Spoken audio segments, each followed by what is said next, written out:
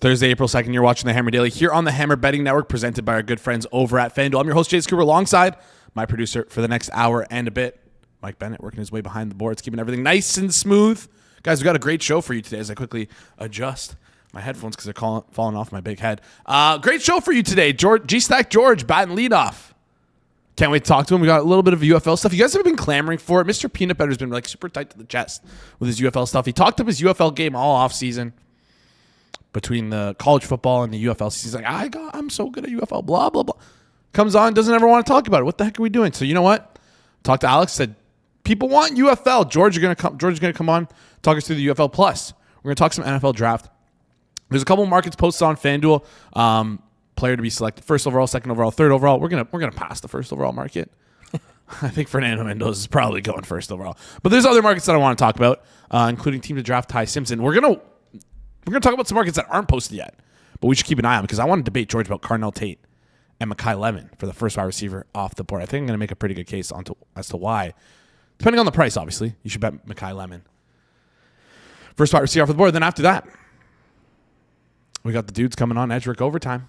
Thursday, NHL Slate, going to break all that down. Macklin Celebrini. Gosh darn, this guy was 75-1 to win the Hart. What was it, 3 games ago? And now he's 15-1. He was plus 750 earlier today before I came into office. I checked just before we went live. Seems like someone hammered McKinnon, who's minus 170 right now. Hammered McKinnon.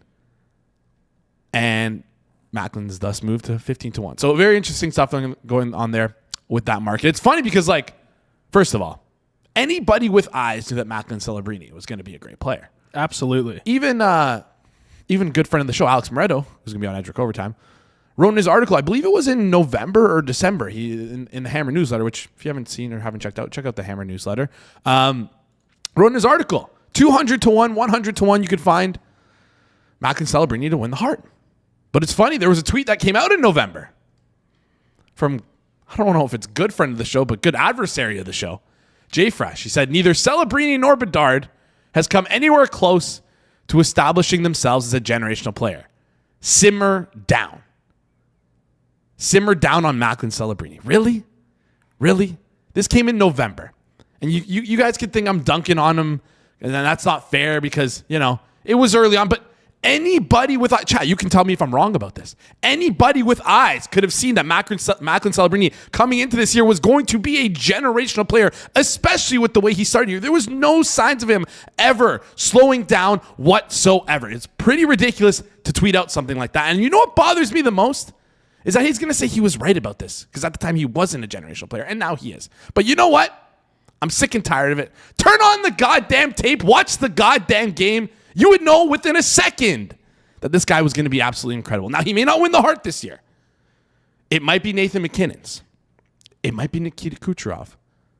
But damn, if he's not dragging that San Jose Sharks team, blood, sweat, and tears all the way to the playoffs, I don't know who else would deserve the Hart over that. Anyways. He needs player of the game every game, man. I know. Give him that shark necklace. He is the best. Macklin Celebrini. What an absolute treat to watch. What a treat to watch. His follow-up tweet, too, was brutal. But anyways. He's a dork. I've gone into many Twitter spats with Jay Fresh over the years that have since been wiped from the internet. Anyways. All right. We're going to bring on our first guest, George, here. Before we do that, I just want to give you guys a quick reminder because there's a couple games left in March Madness. It's been absolutely crazy so far. There's been nonstop live movement, massive public betting action, and tons of live betting opportunities. The team at Best Time Pro has spent over a year building their new live odds screen for both main markets and props. Watch the entire market move in real time with sub-second latency and back-tested true lines so you can attack off-market edges instantly. Make sure you scan the QR code on screen or head over to betstamp.com/hammer. That is betstamp.com/hammer to book a quick call. And I'm just going to show you guys. I don't have the live screen right now because there's no games on, but I'm going to show you how easy it is to bet using the BetStamp Pro odds screen. Alex Caravan, 3-point field goals over 1.5 minus 138 at FanDuel, best price in market. You can tell the crew at BetStamp, or you could tweet at me, say thank you. Tell the crew at BetStamp thank you because there you go, good price according to BetStamp Pro, big edge there. How quick was that? It took me not even a second to find a bet for the game. So if you're looking to take betting a little bit more seriously, you want to bet top down, BetStamp Pro is the way to go. That's not even including their live tool, which is incredibly amazing. All right, enough of that. Let's bring on our first guest. Excited to talk with him today. Talk some UFL, talk some NFL. Before we get into that, I have a specific question for him. He's the host of Forward Progress Marketing Director over at the Hammer Betting Network. And he's the winner of the inaugural Hammer Fantasy League. GStack, George. How's it going? I'm doing great, and I'm so glad you haven't forgotten to keep introducing me like that. It's an honor, to represent the Hammer as the champion in fantasy. The only time that will ever change is if it's going to be the two-time winner of the inaugural Hammer. I guess I have to get rid of inaugural then. The two-time winner of the Hammer Fantasy League. George, listen, I want to get into some sports stuff. I want to get into some UFO. Before we talk about that, though, tomorrow's Good Friday. Mm-hmm. But I know you're Greek, and I know it's not Good Friday for most Greeks out there. So I know that the Jews like to, enjoy their Chinese food on Christmas night because everything's closed. Is there a similar tradition for the Greeks with this fake Easter? No, we do nothing for Easter, and it's so funny. People always ask, when is Greek Easter, right? We're like, oh, you mean real Easter? That's just the Greeks being Greeks. That being said, our Easter is like epic as far as like things we do. It's like a 3-day event thing. There's something to do at the church on Friday. You do a lap around the entire block. On Saturdays, you go and you get like a light. And then you go home and like burn a cross into the top of your door frame, and then you eat some soup. But the epicness starts on Sunday, where whoever's hosting has to like start their day at like 8 a.m. And they get this big lamb, put it on a roast, and it spins for like 6-7 hours, slow cooked lamb. And then everybody brings a dish. Like there's buffets out there that don't compete with some of the Easter spreads in the Greek household, especially mine. We have a big family. Grandma had 17 kids. I have like 30 cousins. So our spread is like, could fill 3 kitchens worth, like every counter. It's unbelievable. I'm like literally, I'm so hungry right now. I haven't eaten lunch yet. I'm like drooling at the thought of this. My friend does Greek Easter every year. Inside Baseball stuff, lives in the Danforth area. If you're from Toronto, you know how heavily Greek that area is. My favorite Greek Easter was I ran a half marathon, and the day I ran it was Greek Easter on the Sunday. And wow. George, I think I ate probably around 5,000 calories worth of Greek food. It was the best meal I've ever had in my entire life. It's incredible. Pro move is you got to take a nap. So you find the basement, and in my household that we go to for Easter is like 30 men like on the couch, the floor, anyone just picking up a spot. Nice 45-minute to a 1-hour nap, and you wake up hungry again. There you go. And then you go back in for seconds. All right, let's get into the UFL and NFL talk we want to talk about today. Let's start with UFL, George. Before we get into things, first of all, Mr. Peanut Butter has come on, gassed himself about how great he is at the UFL. Doesn't want to talk about it every time. I say, hey, you want to talk UFL today? He said, no. I'm like, okay, Alex, enough of this. Get George in here. We need the real UFL betting pro to talk about this stuff. So before we get into things, talk us through how betting on the UFL is different than betting on the NFL. So I understand why he might not want to share stuff. ROI on like spring markets is far better. So it's the market. First of all, it's a lack of information. NFL, if you want data, there's a lot of websites. For me, a lot of what I have to do is manual after to collect the data that I use in my model. And also, like, finding injury reports are not as readily available. So when you are tapped in and you do have access to that information, there's like some wild line swings, even like on day of. You can have a line moving like 3 points, and that just doesn't exist in an NFL market. That being said, I also don't have a feel for the market. By NFL, you kind of get an ebb and flow of like what people like, where the market's gonna go, entry points, and sometimes in spring league, I can find myself with bad negative CLV, like 2-3 points wrong, and then sometimes it's just like spring training almost in this monster closing positions, and then still not getting rewarded. So there's a little bit of weirdness to the league. The other thing is, Jason, is the O-line play. It can be so bad in the UFL. So whenever you see guys get signed, it's like a couple skill guys will get a deal in the NFL. A lot of them don't end up panning out. Very rarely do you see O-linemen getting signed. There's so much bad O-line play in the NFL. So, and O-lines are so deep in the NFL. Imagine the UFL's the guys that wouldn't even be the backups on, like, picture the Chargers O-line, right? What it looked like at the end of the year. All those guys, that O-line would be the best in the UFL if it played as a whole. So those are a couple of the things that are a lot different. I also, as opposed to like player level stuff, coaching staffs are far more important to me in play style, and more so than in the NFL, where there is some really good teams with rosters, but even though their coaching holds them back. Yeah. It's funny because I'm just thinking about like the replacement level edge rushers versus like the replacement level O-linemen, and how much the edge rushers would eat on them. And then we think about the even worse O-linemen there. All right. Let's go through and break down every single game here. You wanted to start at the top of the board, work our way down. DC Defenders, Columbus Aviators. Defenders minus 2.5, totals at 40.5. Let us know. This was a weird game. DC played really bad, and DC is like defending champions and like one of the favorites to win the league. They scored 10 points on 10 drives. Like they were averaging, Jason, like 15 yards per drive. They barely could move the ball. Gave up 7 sacks just out of rhythm.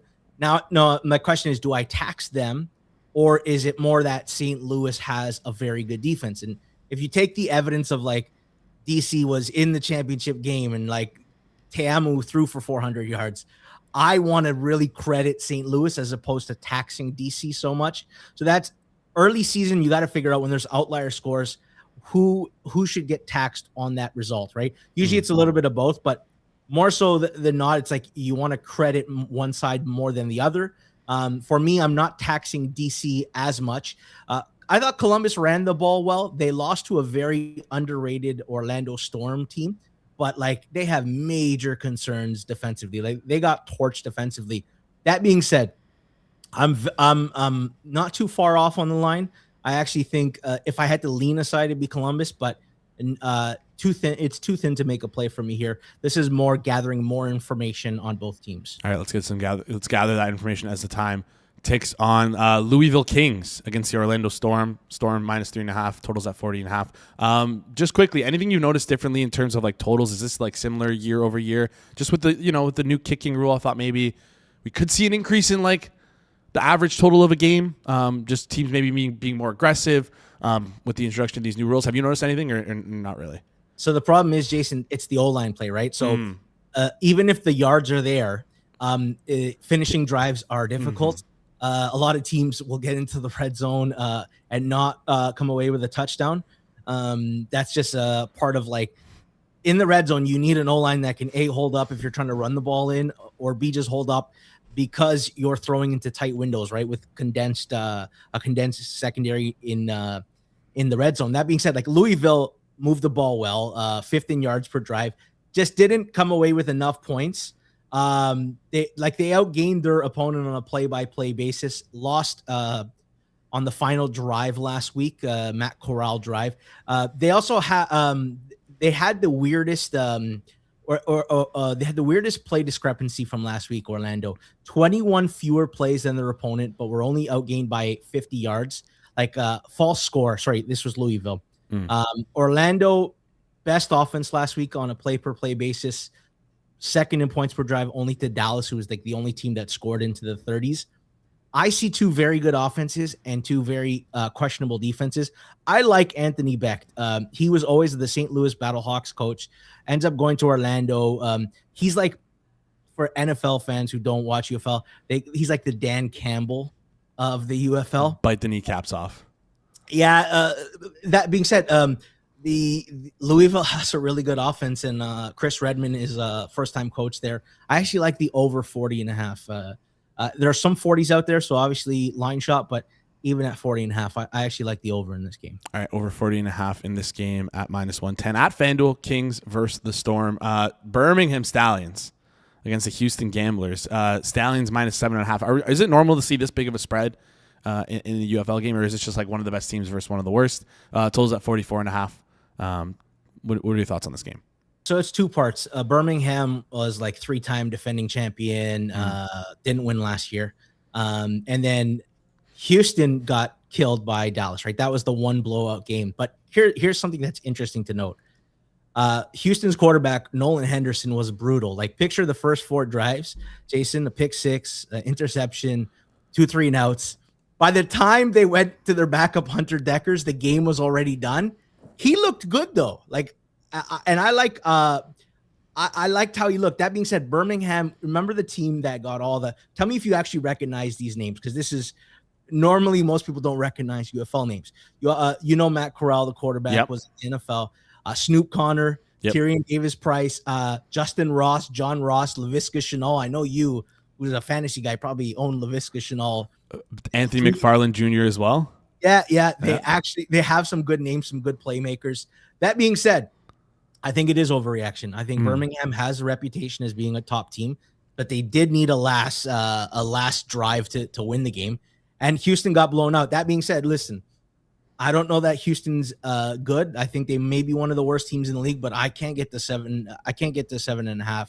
So I actually like the dog here with the points. All right, 7.5 minus 110 here for the Houston Gamblers. Last game we have is Battlehawks, St. Louis Battlehawks versus the Dallas Renegades. Renegades minus 3.5. Totals at 42.5. Final game. Let us know your thoughts. Yeah, I love this game. I actually think this might be the best 2 teams in the league. St. Louis defense was insanely good. 7 sacks, 10 points allowed, 15 yards per drive holding DC. Now, that being said, their offense didn't look good, but DC has a good defense as well. On the other side, Dallas's offense. So it was surprising. So Rick Neuheisel's a new coach. They were supposed to go with Luis Perez, who's like the spring king. Everybody knows Luis Perez in these spring leagues. Loses the job to Austin Reed. And Austin Reed comes out and throws for like 370 yards, a regular season record in the spring leagues. And it's like, okay, if you beat out Luis Perez and you looked that good in your debut, maybe there is something there. They looked incredible. Points per drive, 3.6 points per drive. Nobody else was even in the vicinity of them. That being said, I think this is also an overreaction. So I think the Dallas-Houston game has created 2 spreads where I think Houston's now undervalued, and I also think Dallas is overvalued. I like St. Louis in their defense. Getting 3.5 points in a game that I actually make closer to 2. All right. Seattle Battlehawks plus 3.5 minus 110. Just taking a second here because I see the Battlehawks are plus 750. George, if you think they're one of the best teams in the league, with it being such a tight field, do you think that plus 750 is that like appealing to you at all? It is appealing to me, and so the Battlehawks, they have the best home field advantage in UFL. They are the only team that can put in 30,000 plus people, and they do because St. Louis had their team stolen from them. And I tell you, since XFL days, St. Louis has consistently been number 1 in attendance. So they actually have a genuine home field advantage. They're like 10-1 at home. I like that. Different coach. Ricky Prohl's a first-time coach, but I like AJ Smith, assistant coach. He's been in the spring league for a while, and I actually like him as a play caller. He's quite creative. I don't know that they have enough playmakers. Their offense looked a little bit stale, but man, I think they might have the best defense in the league. I do find a lot of value in St. Louis. All right, let's move on and talk some NFL draft here, because there's a couple things I want to talk about, but let's get to what you want to talk about first. When do you click Fernando Mendoza at minus 200 to 1, minus 200,000, whatever it is, 20,000? When do you click that? Is that like the second before the draft starts? I mean, yeah, if you want to. What's the term? Pick up free money off the floor. Because no one wants to tie up this much money for little return, and then there's the what's the he could die clause. He could die. That's the hedge. By draft time, at least you know he's alive and has a pulse. Mendoza's. Here's where I've come across a thought process, and it came in the last week. I believe this draft, I don't think the receivers as a whole are strong. I don't believe the O-line as a whole are strong. There's a bunch of right tackles in this league. So here's where it leads me to, Jason. I believe all 3 pass rushers will go in the top 5. Arvell Reese, Ruben Bain, and David Bailey. But David Bailey, I've heard evaluators say that he may not be good and strong against the run, whereas Ruben Bain does everything well. And I don't think his arm length will bother teams. So I'm looking at the 3rd and 4th overall pick markets. Now, obviously, he can go second, but I do believe that the Jets, with their new 3-4 defenses, are going to want like an Arvell Reese. Ruben Bain, 3rd overall, is plus 950, and 4th overall is plus 600. I like both those markets. I was on Team Arizona's going to draft an offensive tackle, but 2 things have come up in my mind. A, they could trade back, Jason. Mm. B, they're picking 34th. They can always trade back into the end of the first to get their other tackle because they do have a glaring need at right tackle. Paris Johnson is fine at left tackle. There's no way you take Francis Muiaga over one of these pass rushers when the drop-off after the big 3 pass rushers is massive. Like Akeem Messidor is 25 years old.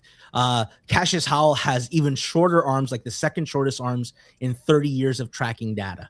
Like there's a bunch of flawed pass rushers after the big 3, whereas tackles are like 7-8 deep. And none of the tackles are like premium left tackle step in. They're all like, they all profile as like right tackles. Fano profiles as maybe an interior guy. Monroe Freeling's the only one that profiles as a true left tackle. And he's like just an athletic freak, but super raw.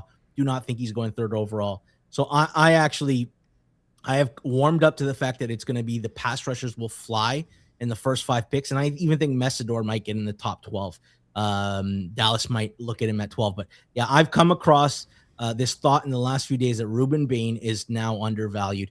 There's this weird thing in the draft. If you remember the Will Anderson draft, Tyree Wilson became like the hot name for first defender drafted. And then when it was all said and done, it went Bryce Young, it went CJ Stroud, and Will Anderson. Not only did he go 3rd, Houston paid a boatload to trade up for him. We go through this process of like the guy who starts the evaluation ends up being the pick. We just have to fill a month and a half of talking points. We get excited about other guys. We get stale on guys because they've just been in that place for a while. And when it's all said and done, it's that meme. It always was Ruben Bain Jr. All right, I love it. Ruben Bain Jr., you said number 3 overall pick, plus 950, and number 4 overall pick, plus 600 there. No concern about his arms, I guess, right? Like everyone seems to be concerned about his arm length, but no, he's just too good. There's no pass rusher that also plays the run as good as him. I also think it's like more of a detriment to obviously a tackle than it is to, like, I feel like this stuff is fresh in people's mind because of Will Campbell, and it's definitely more detrimental to a tackle than it is to an edge rusher to have those shorter arms. Anything else you like in terms of draft stuff at the number 3, number 4 overall pick, or do you want to swap over and talk a little bit about Ty Simpson? No, I find the Ty Simpson market very fascinating. Okay. Because I've heard Mike Renner said yesterday, he said that he believes Ty Simpson's a top 10 pick. I think he's crazy. I think he's just flag planting on that. That being said, I look at the market and like Arizona's plus 130 and the Jets are plus 210. I don't believe either team will want him. I think the Jets are committed to next year's class. They have 3 first-round picks. I don't think Arizona is thinking Ty Simpson is a solution in a very competitive division. And I think it's the first year of a regime that has some patience. That being said, he could be the 34th overall pick. I wouldn't be surprised. Just pricing him at plus 130 as if he's like a certainty to go there, I think is insane. So I asked myself, what is Ty Simpson's market if he's not a first-round pick? Because we've saw like the Malik Willis slide to the 3rd round. So maybe it's a place where the team isn't in love with their starting quarterback. It's not a glaring need, but they don't know that they've got the guy for the next 3 years. And I see 2 prices there that are very tempting. I think Tampa Bay 17-1 is tempting because how many more years is the Baker thing going to be a thing? The most intriguing market to me, though, so Kevin Stefanski inherits Michael Penix, and I don't think he wants him. And he signs Tua, not because Tua is the solution, because Tua costs $1.3 million. Tua's a great price at $1.3 million. The 70th highest paid quarterback for like the 40th best quarterback in the league, maybe.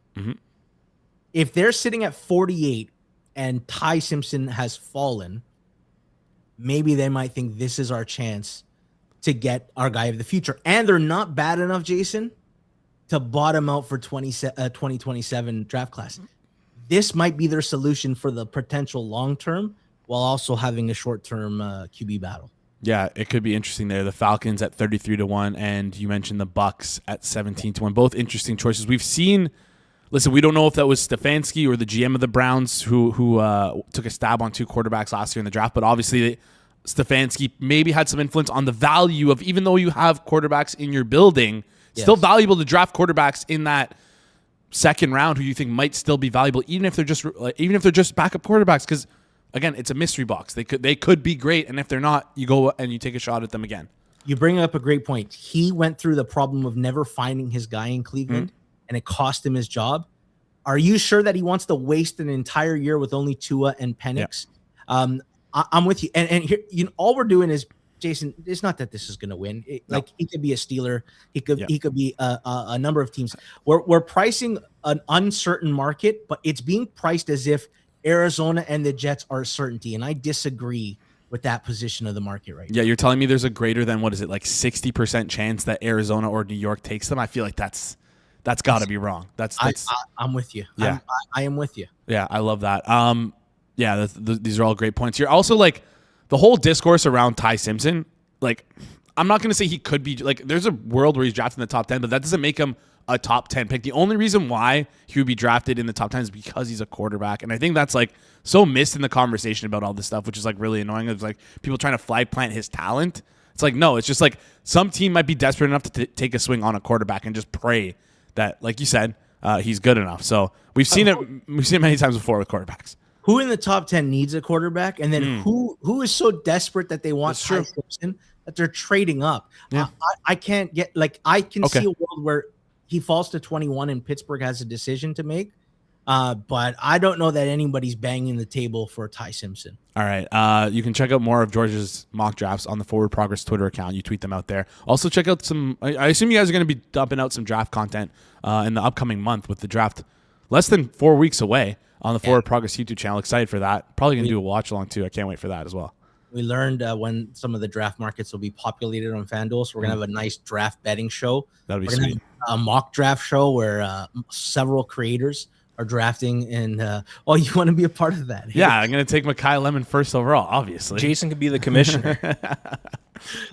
It's going to be fun, and we got something very special planned for the draft night, and we'll announce that in the next week or two. I'm excited. George, before you head out, though, the market's not posted yet. Yes. First wide receiver off the board. So talk me through this, because, listen, I know a lot of people are thinking it's going to be Carnell Tate, and I'm fine with that. If there's a minus number in front of Carnell Tate, that could be right. But if that number's greater than like minus 300, and I see Makai Lemon sitting there at like plus 200, plus 250, that's an auto click for me. That is an auto click for me, George. Am I crazy for thinking that Makai Lemon has a shot at around the plus 250 mark to be the first wide receiver taken off the board? So the Athletic Football Show had a great debate on this, and I think Derek Klassen was like, he's under 6 feet, and he is a slot receiver who's not very fast. Who is banging the table to take this guy? How many teams are drafting Makai Lemon and he instantly becomes their number one receiver? Like, short of like Miami. You look at teams in the top 10. Is he in Washington? No, it's probably McLaurin. Is he in New Orleans? No, it's Chris Olave. Which team can he get drafted in that picks in the top 10 or 12 that Makai Lemon becomes their number one? I'm going to take it a step further, okay? Because I actually don't think Carnell Tate is I don't think any of these receivers profile as a top 10 receiver in football. I think Carnell Tate is like people are saying if he becomes Terry McLaurin, is that worth picking in the top 10? I don't like that Terry McLaurin is your ceiling case for him. I actually have started to come around on I really like Jordan Tyson. Yeah, I really do. I think he has the best tape. I wish I had his measurables, and obviously he's got durability concerns. But in a draft where it doesn't feel like there's a number one receiver, to your credit, I actually think Makai Lemon would be a good bet in the plus 200. It reminds me of, do you remember the Jackson Smith and Jigba draft? Yes. So I had Jackson Smith and Jigba play plus 470 the year he got drafted first, first wide receiver. I took him on the day of the combine because he performed better than expected. Now I won, but here's how bad the sweat was. We went 4 wide receivers in a row in the 20s and went JSN. I can't remember who went second, third, and fourth, but it was like Zay Flowers, Jordan Addison, Minnesota, and Quentin Johnston to the Chargers. But it was that year where it's like none of them are good enough to be top 10 picks, right? But there's not much separating 1 through 4. I even think Omar Cooper might be in that discussion. I actually don't think there is a number 1 thing. So if like Cardinal Tate is priced like he's like clearly the guy, I might also disagree with that and look at Mekhi Lemon and Jordan Tyson. All right, I love that. The only reason why I bring up Mekhi Lemon, it's funny that you bring up Jackson Smith and Jigba because their measurables are actually very similar, and what they do on the field as well, I think, is actually very similar. We got to head out here, George. Well, hold on. Jackson Smith and Jigba played at the same time as Chris Olave and Garrett Wilson and was the best receiver of the 3. I loved him. I was banging the table for him. I was telling Matt Landis, I used to do podcasts with him. I said, this guy went for 350 yards in 1 game, and we're not talking about this guy as he's the clear number 1 in this draft class. I thought that was insane.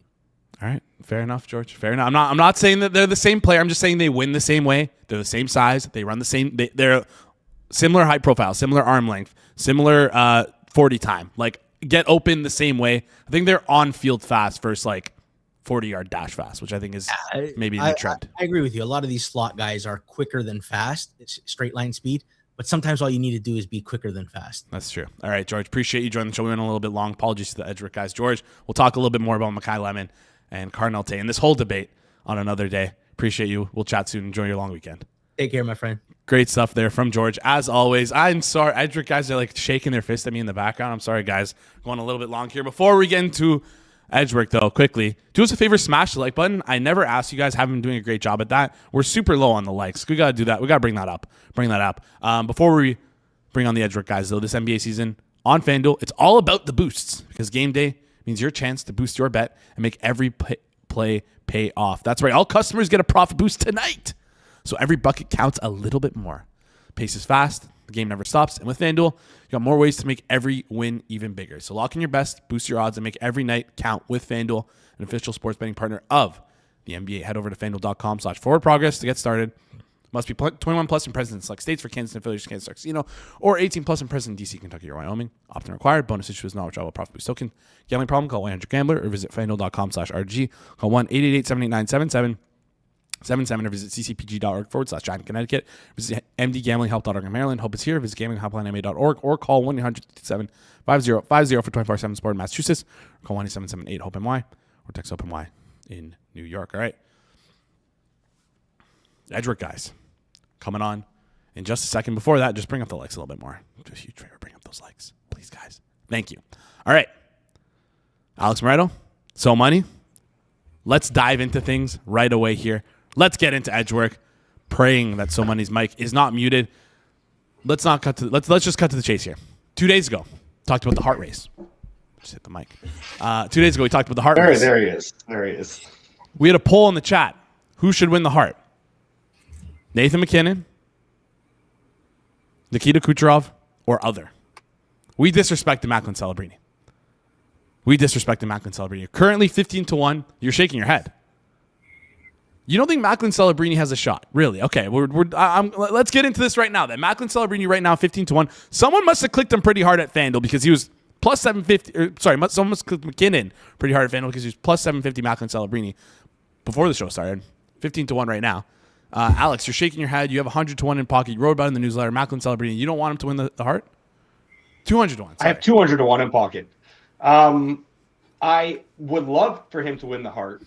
He's not going to win the heart, and he shouldn't win the heart. I think we're losing sight of he's incredible. He is a lot of debate about what the term generational means, and if it's generational, then there can only be one a generation. Whatever it is, he's generational. He's unbelievable. He's going to run this league for a long time, and it's easy to get lost in what he's doing, but I think we're losing sight of what McKinnon and Kucherov are doing because of it. And it's because Celebrini has burst onto the scene and it's the new exciting thing, which, you expect this from Kucherov. Maybe you expect this from McKinnon. So you kind of don't put as much stock into it, I guess. But what these guys are doing is just insane. Like, I'm sorry, like, it's just as good as Celebrini's been. What McKinnon and Kucherov have done this season has been unreal, and they deserve to win the Hart. Like, that is what it is. They're, McKinnon especially, like, is on pace for the most even strength points in like 20 years. He's gonna win the Rocket Richard in all likelihood. He's going to lead the league in even strength points. He's going to be right at the top in overall points. He's going to lead the league in plus minus among forwards. Like, he's doing everything for the best team in the league. And Celebrini, as great as he is, the defensive side of his game, he's younger. He's playing a tough position for a young player. Like, he's not as good of a center. He's not all, well-rounded enough. The defensive side of his game has some warts still. He's been on the ice for a lot of goals against. That's why the plus minus is kind of hovering where it is. Obviously, some of that has to do with the fact that he's just playing for a much worse team. But, like, I think because he's new and because this was unexpected, people want to, like, shower him with the award. But, like, because we expected McKinnon to do this, we're kind of losing sight of just how insane what McKinnon is actually doing is. I screwed up those words, but you know what I mean? Yeah, I know what you're talking about. But that's like part of the case for Celebrini, in my mind at least, is that the shine has rubbed off on Nathan McKinnon. The shine has rubbed off on Nikita Kucherov. It's not most improved player. It's most valuable player, like best. It's the best. It's not most valuable player. It's very much not the MVP anymore. Yeah, it's become just the best. Who's been the best player this year? And I think that's fair to say, but I don't think it's that much of a far cry to put Macklin Celebrini in that. Like, he's in the we're talking about him in the conversation right now, so I don't think it's that much. Totally, and that's why he'll be in the top 3 in votes. For sure, like, he'll get votes and he'll be in the top 3. He's just not going to win, and I don't think he should win over those. My question though is, like, you're filling out your ballot if you're a writer, right? And let's say you leave MVP last. You look through the rest of your ballot. You see Cal McCarr on your ballots, right? You see Andre Vasilevsky on your ballots. You see John Cooper on your ballots. You see guys represent. You see the Tampa Bay for Nikita Kucherov represented in other awards. You see the Avalanche represented in other awards. But then you look at the Sharks, and they're nowhere to be found. And you look at the Sharks, and, like, how the hell is this team making the playoffs? I feel like that could be part of the process as to why someone might vote Macklin Celebrini first in their Hart ballot. So, Manny, you think there's any credence to that thought process? I do. I think that it makes sense. But I just don't know if that thought process would propel him enough to beat out the other two guys, though, right? Like, I don't disagree with you. I think that that's probably the right way to think about it. But I mean, you still have those two guys, right? And like, you need to take over at the end of the season here, where they've established themselves as the two front runners pretty much the whole season, and that's just going to be tough to overtake at this point. Yeah, Alex, you want to jump in here? So yeah, Celebrini is also down to 13-1 now. And the thing you said about, you're going to see all these Avs everywhere. No Av is going to win another award. McCarr's not winning the Norris. Yep. He maybe will finish probably will finish top 3. He's probably done enough at this point to finish top 3, but he's definitely not winning the award. Bednar's not winning anything. There's no goalie in the Vezina conversation. Like, he'll win the Rocket, but that's not a that's not a voted upon award. So, like, all the voter awards are going to go to other players. So I don't necessarily think there's like too many Avs guys. We need to pivot here. And yeah, I don't know if this has anything to do with the conversation being had here or what, but Celebrini's back to 13-1 right now on FanDuel. Yeah, no, I've been like peeking back and forth every time I look. It's like red and green. All the numbers are like flashing different numbers. Everyone wants to get in on their prices on Celebrini. So McKinnon right now -165. Seems like you guys. I don't know if you guys like it, but maybe Kucherov might be the click here at +170. I just don't know if he's going to win. I don't know if he's going to win. If it's between McKinnon or Kucherov, it's going to be McKinnon. If we're throwing Celebrini, I think Celebrini has a better chance than Kucherov, which sounds crazy to me. But I just think that what we talked about in the chat yesterday, where it's like if he had a McMichael last name, Kucherov would be much more likely to win the award, and that's just the reality of things. So I think the fact that like. McKinnon also plays center, whereas Kucherov's kind of a winger. Hurts him a little bit. I'm not saying there's nothing to the whole Russian thing and the last name or whatever. I'm sure there's a little something to that, but like, I mean, McKinnon plays a harder position, and he just, he does, like, he's on the ice in all situations, whereas Kucherov's not necessarily. His deployment is a lot a lot friendlier, let's say. Whereas he's getting a lot of ozone starts. He's, they're trying to avoid putting him out there in the toughest matchups. He's not out there to close games, all that sort of stuff. Whereas McKinnon's just like, McKinnon does it all, so I would still lean that way. I don't think you can go wrong giving it to Kucherov, but McKinnon would still have my vote right now. All right. Alex, also absolute banger from you talking about the stench that's on this Ottawa Senators franchise, which maybe we'll talk about. I don't know if the Ottawa's playing today. I forgot to check the big board. They are playing today. So maybe we'll touch on that. Also, silly season in the NHL. We saw Canucks, the worst team in the league, beat the best team in the league in the Avs. I just don't even understand what happened because two games ago, I'm like, plus 300 on a team in the NHL. I'll click Calgary against the Avs. They get blown out. And then 2 days later, the Vancouver Canucks blow out the Avs. Anyways, interesting stuff there. Got to keep that in mind when betting on these games because we have entered silly season zone with some teams not caring as much as others in terms of, if they're locked in the playoffs. Obviously, Minnesota, they're like basically locked into third. Who knows how they're going to rest their starters? Maybe the Leafs give William Nylander a break. Maybe he has some migraines like Game 6 of the NHL playoffs. Anyways, the Leafs aren't tanking. Did you hear that? They're all in. They're all in to try and get that 11th overall pick. Can't wait to talk about the Leafs game tonight. All right, let's get into the first game we have here. Pittsburgh, Tampa Bay. Lightning -182 on the money line. Totals at 6.5 juice towards the over -120. One of the front runners for the Hart, Nikita Kucherov, playing in this game. Maybe he scores a couple points. Maybe he launches himself forward. Maybe you're going to get a better number maybe you'll get a worse number at +170. If you want to click him right now. Alex, we'll throw to you first. Anything you like in this game? No, not with Hagel out. I really need the Lightning to come through for some of these Atlantic Division futures. I think they're still obviously goes without saying they're very much live. Obviously Tuesday was a little bit of a setback with Buffalo finding a way to win another game where they didn't look great, and Tampa losing to the juggernaut that is the Canadians. But hopefully Tampa can get back on track here. And without Hagel, though, I don't have any interest in betting the Lightning. Certainly do not have an appetite for Pittsburgh. I think they're getting a little bit inflated right now in the market. But without Hagel, I'm not going to fade them. And I just can't. No Hagel makes me want to get on an under here, but these Pittsburgh games have just been so crazy that I can't do that either. All right, flip over to So Money. Anything for you? You want to pass here? You have to look at Pittsburgh overs with the way that they play defense or the way they don't play defense. But yeah, nothing for me here. I'll pass. I'm still waiting for the drop in Pittsburgh, but it just may not happen. So and then nothing for me right now. I would expect Tampa Bay to take care of business, but just the price in the market already reflects that. All right, we're gonna flip over, move on to the next game. Seems like we're passing on both teams here. Buffalo and Ottawa, like Alex, you mentioned, Buffalo winning games, but probably shouldn't be. But they're up against a team that has an absolute foul stench on them in the Ottawa Senators. Somebody will throw to you first. Sens -120 at home. Totals at 6 juice towards the over -124. There's some 6.5s out there juiced under as well. Anything you like in this game? Yeah, the vibes in Ottawa don't seem good right now. I don't get it. What's happening with Alex's hat here?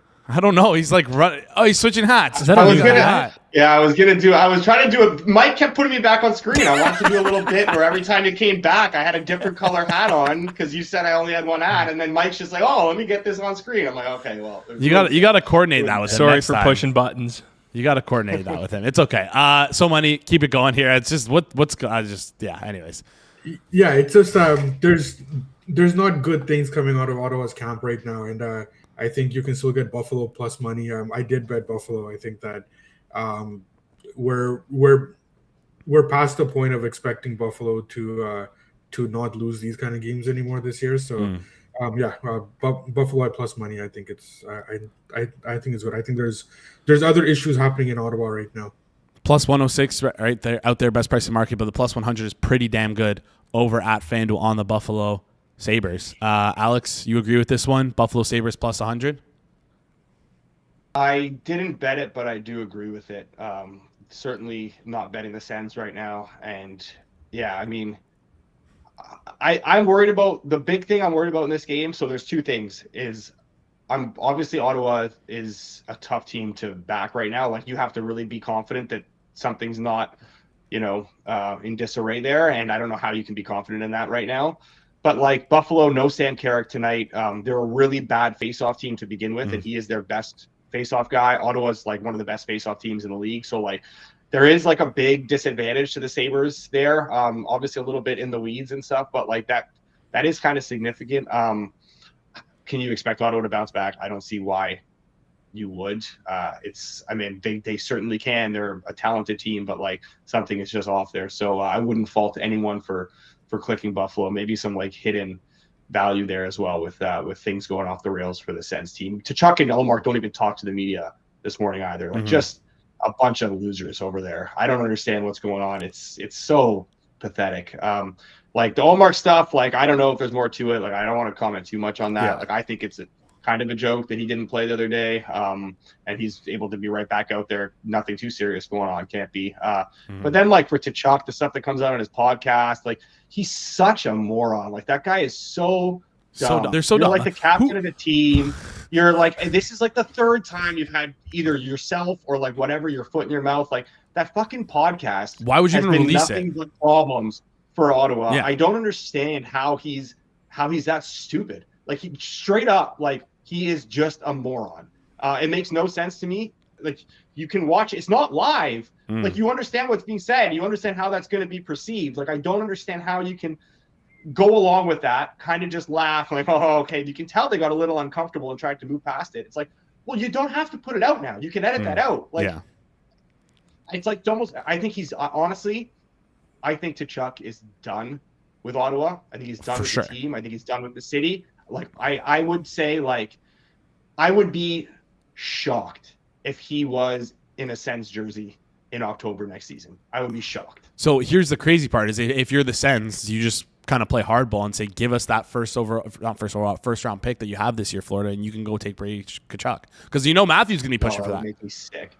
That would make me sick to see him go to Florida, and then Florida has the Tkachuk brothers. Then they win the cup again next year. Yeah. There's definitely like 6 overall and like a player that can help make the money work. Like maybe like a Luosterainen, something like that. Like you can definitely see that. I think Minnesota would make a lot of sense. They can try and get Wallstedt back. I know Wallstedt's on the block. Minnesota's looking for forwards. Like that would make sense too. But he's as good as gone in my opinion. Yeah. I don't see how he plays there next year. Podcast is also absolutely atrocious. It's not like it's the hardest listen I've like. Terrible. Can't listen. Like the clips I've seen, I haven't even listened to it. The clips I've seen is just like paint dry. Yeah. Anyways, let's get into the next game here. Blue Jackets and Hurricanes. Hurricanes minus 188 on the money line. Totals at 6.5. Alex, we'll throw to you first. Anything you like in the Carolina-Columbus game? No, we're at the point now where I think the gap between Bussy and I can't even know how to say it now, man. I just keep thinking of you every time I say that. That's crazy. Him and Anderson, the difference between them is pretty much negligible. So we got the Anderson start here, and I really wanted to click under. There was some like plus money 6.5 and stuff that I was kind of interested in, even minus 105. But then we got Elvis. We didn't get Greaves, so I can't do it now. I know Elvis has been playing a little bit better of late, but he's still nowhere close to Greaves' level. Greaves is just a fantastic goalie at this point. Wouldn't fault so money for taking Columbus because it is a big number against a Carolina team that doesn't have a lot to play for. I kind of feel like that's the direction this is going, but I did not get involved. All right. So money, anything you like in this game? Alex not getting involved. Columbus, Carolina, are you getting involved? I am getting involved. I always get involved with Columbus. Again, I'm not happy with the way that their play has dipped. They also gave up a couple of leads last week as well. That wasn't that was uncharacteristic, and it wasn't. It didn't give me good feelings there. And then they followed that up with not a good game last game either. But I think that they're okay. As Alex switches his hat again, I think they're fine. I agree with Alex in terms of I think Carolina is going to start winding it down. Then the number's just too big, and I think into the plus 160s. That's where I have value with Columbus here. So I did bet Columbus. You can probably still get a better number than I did. I bet it mostly at plus 160. There's 164s out there. So yeah, I think that you can still get a good number on Columbus if you want. All right, Columbus 164 or 160s are out there right now for your, if that's what you're looking for. We all knew that so money Columbus was coming up. All right, this game we got up next is the Montreal Canadiens taking on the New York Rangers. Habs minus 134 on the money line. Totals at 6.5 juice towards the under. So money, 31st. Anything like in this game? Yeah, so the Rangers took a bunch of money this morning. We're getting into the range now where it's possibly too much, but not enough yet. We're just kind of in that middle zone right now. So I think it's fair. I do see where the Rangers money came in the mid 120s. I don't see value on them right now, but it's not enough on the Habs either. So I will pass on this game, but this is a game that I'm interested in seeing where the market goes, because if Montreal gets any cheaper, then I'll be inclined to bet on them. All right, maybe wait a bit, and we might be able to get a better price on the Habs. Alex, you nodding back there? You like the Habs here? Yeah, I do. I haven't bet on the Habs in a long time. I think kind of getting lost in the fact that maybe their numbers haven't been as great some of the last few games, despite their wins. I mean, that's to be expected against teams like Tampa and Carolina. Their schedule has been a gauntlet over the last couple months. If you look through, like, every team they play pretty much is in a playoff spot or is competing still for a playoff spot. You have to go all the way back to, like, maybe Saturday night. You can say Nashville, even though Nashville's technically competing for a playoff spot. They're a bad team, and Montreal handled them comfortably. You'd have to go back to like January to find the last time they played another similarly bad team in Calgary, who they also handled. I watch this team every night. They comfortably handle bad teams. They don't tend to slip up in these games. I do think there was some money that came in because Fowler was starting, which in my opinion, I think is a mistake. Dobish has been fantastic, and he's been really, really good. And he's been a big key to their success over the last few games for sure. He has stood in his head against Carolina. He stood in his head against Tampa. He's been outstanding, but Fowler's a very good goalie. And I don't think blindly fading the Habs because Fowler starting over Dobish is a smart move either. So we're getting into the minus 125, like pretty much widely available at this point. That's too cheap for me. So I like the way this Habs team's playing, and I think this has now got cheap enough where I'm comfortable getting involved. All right, you can get a minus 128 on this game. 117's out there, 130, 125. Co-signed by so money, but would prefer a better price, it seems like. Next game we have here, Boston, Florida. Boston, minus 166 on the money line. Totals at 6.5 juice towards the under. Is this a pass for you, Alex, or you like this one? I bet over. Trying to see the best price. 6.5 plus money is fine. I'm good with 6.5 plus money. There's a 6 minus 125, which is good and probably preferable at this point, I would say. Panthers, I mean, you look at their injuries, that list just keeps growing and growing by the game. And now you look at their D-core, and I'm trying to pull it up here, but like their second pair of Sabrango and Benning, their third pair of Bjornfort and Hovorka. It is dire straits for them on the blue line. This is not the same Panthers team. They still have some guys who can put the puck in the net. A lot of their strong defensive forwards are out. So defensively, this team is just taking an absolute beating. I think they're going to continue to bleed goals, bleed chances, and I think Boston can take advantage, and I think Florida can get theirs against the Bruins team that is still not that good defensively. So I like the over here. It's definitely run a lot from where I bet it, but I think 6.5 plus money or that 6 minus 125 are both good. Get that. Got a feel for this Florida team with all their injuries. Oh, horrible. So money, going to throw to you quickly. Anything you like in this game? No, I got nothing here. I got nothing here. I think that it's been lined properly with where Florida is right now.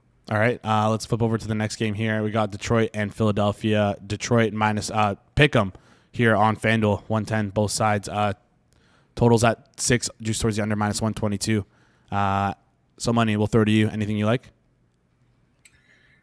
I think this is the most interesting game of the night. I think that if Philadelphia plays the way that they have been playing, even with that loss through the Capitals, I think that this game could be trouble for the Red Wings.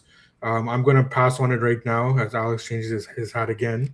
I will pass on it for now, but if it gets any cheaper, then I'm leaning towards Philadelphia here. I do need them at plus money though. All right. Philadelphia plus money is available out there, but it's the only one out there. So man, you got to stop spoiling it for the audience. Alex, anything you like here? I don't know. I kind of like him mentioning that. I agree with him. I do like Philly a little bit here. Forrester's back tonight, and that's one of those guys who I've talked about this before. One of those guys who the market will literally not even bat an eye at, but a guy who's a really good player, and it's a big boost to have him back on that top line. What he can do offensively and defensively, he's just a really good all-around player. So love that they got him, but then they started Urson, and I was like, oh, I bet some over on Urson, but that's run. I don't think I think I would have needed at worst minus 120, minus 115 on the 5.5 would have been preferred. So if that comes back, I did bet over, and I do like over, but right now I do want to bet Philly. I agree that I need a little better, and that plus money that's there is good. I would bet that, but I'm gonna wait and see if more Detroit money kind of comes in here, fading the Flyers with Urson and next. I do think Urson's bad, but I still want to bet against Detroit right now, and I like the way Philly's playing despite losing the other night. They got reinforcements. Martone's in there. Forrester's back. This is a pretty deep forward group all of a sudden. So plus money's good, but I'm hoping to just, if we hold off, we can get a little bit better. All right, holding off, hoping we can get a little bit better. Let's rapid fire through these next 8 games here. Devils and Caps, another pick 'em here on the board at FanDuel. Totals at 6.5, choose towards the under minus 126. Smashing it, passing it. Alex, we'll throw to you first. Anything you like? Small play on the Devils Okay. with Jake Allen in net. Jake Allen's the better of the two goalies. It looked like Markstrom got some Caps money, and now it's Allen. And anything better than minus 110. There's minus 105. I bet, not for a full play, but I do like the Devils. All right. So money. I agree with Alex, but I'll end up passing. Nothing for me. All right. Let's move on to the next one. Vancouver, Minnesota. Vancouver coming off of. So money, is that a top 10 win this year for you? I know there's only been 10 wins, so I guess technically, yes, it is a top 10 win. But is this a top 10 win for the Vancouvers here? Playing Minnesota. Minnesota minus 450 right now on the money line. Vancouver plus 340. Yeah, can they run it back maybe? I don't know where that game came from. I don't know if it's good for the Canucks or if it's worse for Colorado giving up 8 goals to that team. That came out of nowhere. And I think that nothing for me in this game, but that was something else last night. We're not running back to plus 340 tonight, it sounds like. Alex, you running it back here?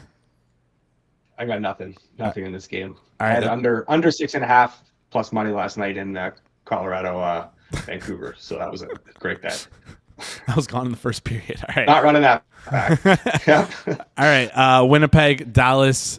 Someone, I know you love your Jets. Dallas minus 160 on the money line. Totals at 5.5 here, minus 124 towards the over. Talk us through this one, Alex. Yeah, I like the Jets here. Talked about it the other night, how Dallas just has not been playing well. Now we got Corpusalo start in that game, so I still did go and bet them. Was made to regret it, and I'm not going to make the same mistake again here. This is a team that's kind of just sputtering. I think they're part of that is they just don't really have much to play for, and Winnipeg has everything to play for, and they're playing really, really well. Like if you look at these two teams in a vacuum in the last 3 weeks, Winnipeg's been the better team, and I know that they're not the better team, and you can't just look at that. But like, I love the way the team's playing right now. Somebody's talked about it a bunch, and Winnipeg's taking money. I still don't think they've taken enough. I think anything plus 140 or better is still good. All right, plus 140 or better for Winnipeg. So money, you agree with that as well? 100% agree. I like this Jets team a lot. In fact, if you really want to get frisky, I did bet the Jets to win the Stanley Cup yesterday. 50-1, you can get up to 400-1.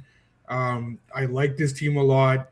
I think that if they play Colorado in the first round, with the way Hellebuck maybe has exercised some of his big game demons, the way that Winnipeg plays, I think that Colorado could be in trouble against Winnipeg.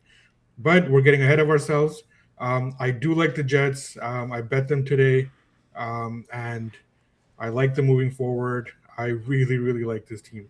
And I mentioned to Alex the other day, if it's a Winnipeg Columbus Stanley Cup final, I'm going to retire. All right, let's hope for it. And I told him I don't think he's retiring, so it's okay.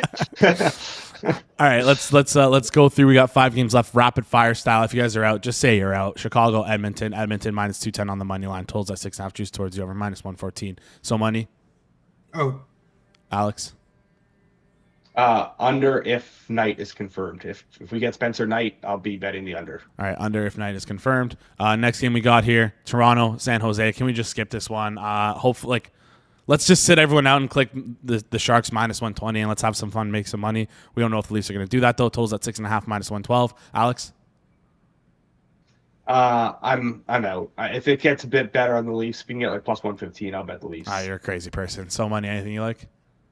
out for now, but if it gets cheaper on San Jose again, like into the minus 115, then that's where I want to be. All right, seems like we got a little head-to-head potentially brewing here, depending on how the market moves, if it moves both ways, which would be crazy. Anyways, next game, 3 games left. Calgary, Vegas minus 260 on the money line. Totals at 6 juice towards the over minus 120. So money? Out. Alex? Out. All right, last 2 games here, Utah and Seattle. Utah minus 134 on the money line. Total 6 juice towards the over. Alex? Out. So money? Out, but there's one more game though. One more. Yeah, it's the last 2 games. Now the last game we're getting into, the Los Angeles Kings. Alex's Los Angeles Kings. Nashville Predators. Kings minus 125. If I had to guess, So Money is a Predator tonight and Alex is a King tonight. Is that true? So Money? It's true on my end. Nashville plus money because LA sucks. All right. Alex? LA minus 120 because Nashville sucks. How about that? We'll do that. All right. LA minus 120 for Alex. So Money, you get Nashville. I didn't actually bet the Kings though. Oh, okay. I don't think Nashville's good though. I watched them the other night. They looked atrocious.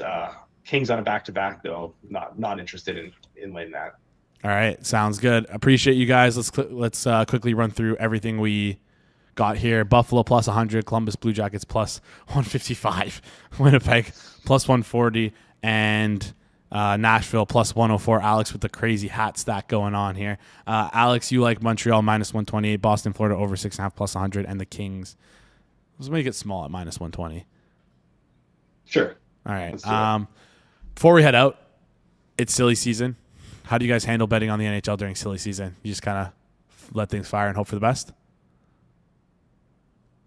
I definitely get a little bit more selective around this time of year, and I think there's a lot of fun spots. If you listen to the Shipper episode of Circles Off, shameless plug for company plug here for that episode yesterday, but it's a lot of fun opportunities that kind of arise this time of year where, teams can sit guys, teams can do wonky things late in certain situations. I think this is the time of year you have to be kind of really finger on the pulse, and knowing ball, as they say, is very, very, very helpful. All right, appreciate that.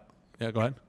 No, I was just gonna say that it's just like the preseason at this time of year. Like if you're on top of the news, you're gonna find tremendous edges. Awesome, appreciate you guys. Also, if you want to have a little laugh, go to the very end of the episode. Watch the episode. Go to the end of the episode where Rob drops my name there, talking about the Hammer Daily, and watch Shipper's reaction to that. Anyways, So Money, Alex, appreciate you guys tuning in. We'll chat soon. Sounds good. Thanks, guys. Enjoy the long weekend. All right, that wraps up today's show. Appreciate you guys for tuning in. Do us a favor before we head out. Smash the like button. If you're new to the channel as well, hit the subscribe button. Comment down below. If you're watching, listening on podcast forms, please rate and review. And it turns out there's something going on behind the scenes here. Mike, what is that noise, Mike? What the heck's going on? Do we have maybe an announcement to make? Oh, there he is. Seems like he's hijacking the show. Mr. Feinberg himself. Please tell me he's not muted. Oh, he's muted. This would have been... There we go. Mr. Feinberg himself. What's going on? What brings you here? What up, Jay? You don't have to be so dramatic. There's no hijack taking place. Just thought we should let the people know. Next Tuesday, Masters Extravaganza. We're going to take the Rob Pizzola Super Bowl Extravaganza. Guest every 10 minutes, multi-hours, lots of bets, and just bring it over to the Masters. I got to tell you, Jay, well, I have been front-facing on a lot of content. I just see looking like smirking at a girl in the corner of your eye. I'm happy. I'm happy, bro. I'm happy that we get to do this together. Yes, we do get to do this together. Maybe I'll take you out for dinner after. At the Wheat Chief. Anyways, keep going. Yeah, I'm just really excited for it. I actually think it's going to be great. I've started to put the lineup of guests together, and I think it's going to be awesome. I think it's going to be incredible. We're working our best behind the scenes to make it the best show possible for you and for the viewers. April 7th, 1 p.m. Eastern time. Listen, if you don't have that bell notification rung, make sure you do that. Make sure you take work off. You know the drill here when it goes on with these extravaganzas. You're not going to want to be sitting in a meeting during the show.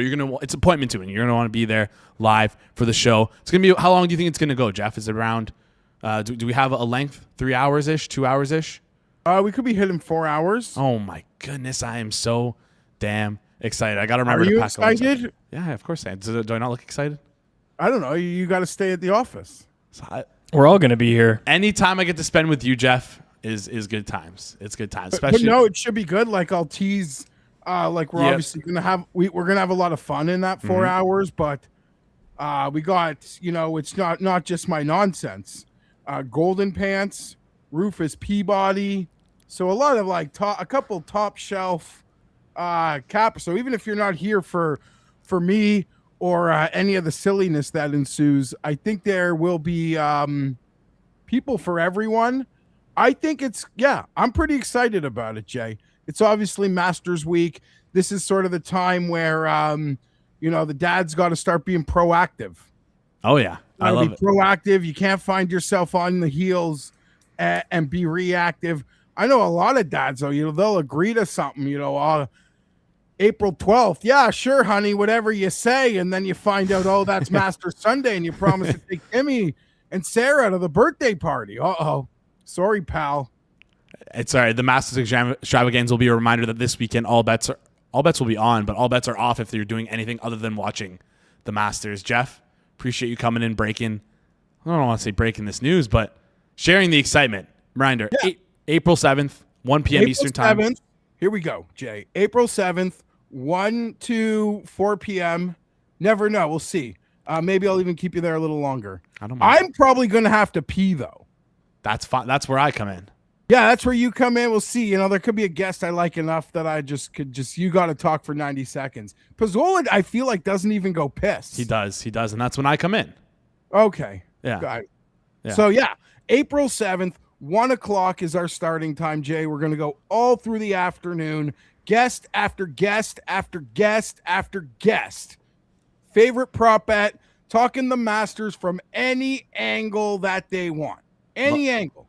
And they can also find it right here. It's going to be live on the Hammer HQ YouTube channel. If you're looking for the place to be, it's going to be right here. So click that subscribe notification, ring that notification bell right after the Hammer Daily on Tuesday. Jeff, appreciate you jumping in, breaking that news. We're going to crush it. We're going to crush it. Enjoy Rufus, Golden Pants, Rick Gaiman, Pat Mayo. Noonan. Guest after guest. It's going to be a cavalcade of bets. I love it. A potpourri, as the kids say. Okay, Jay. Well played. Because I feel like I've used that before, and you looked at me like, "What are you talking about?" I'm learning. I'm learning from the best. Yeah, I'm learning your from grandma, the best. she's got some in her condo. Jeff, I appreciate you. Enjoy your weekend. We'll see you on Tuesday. Happy Easter, everybody. Love you all. Awesome stuff there from Jess. Most of us. All right. Awesome stuff there from Jeff. Appreciate you guys for tuning in. Masters Extravaganza. A reminder, April 7th, live here on the Hammer HQ YouTube channel. 1 p.m. Eastern start time, right after the Hammer Daily, which will be live at noon Eastern time, as we always are. Make sure you ring that notification bell to be notified when we go live so you don't forget. Appreciate you guys tuning in. Shout out Jeff for jumping on last second here. Shout out So Money. Shout out Alex. Shout out George. Shout out Mike working his way behind the scenes. Shout out you, the audience, as well. And And that's it. That wraps up today's show. This has been the Thursday, April 2nd edition of the Hammer Daily here on the Hammer Betting Network, presented by our good friends over at FanDuel. We will see you guys right here next week on Monday.